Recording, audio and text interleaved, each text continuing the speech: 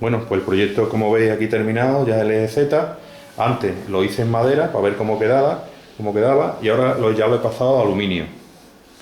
Como veis, le he incorporado un motor de paso.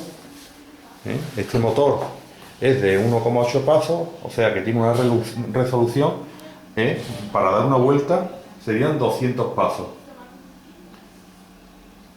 Con esos 200 pasos o con una vuelta, el usillo me daría 3 milímetros.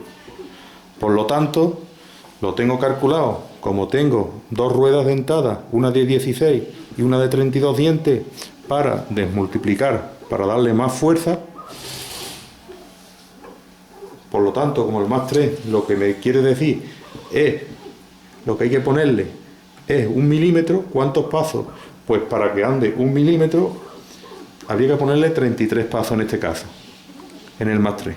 Y ya cada vuelta lo que me daría es 1 milímetro, cada 33 pasos, perdón, me daría 1 milímetro.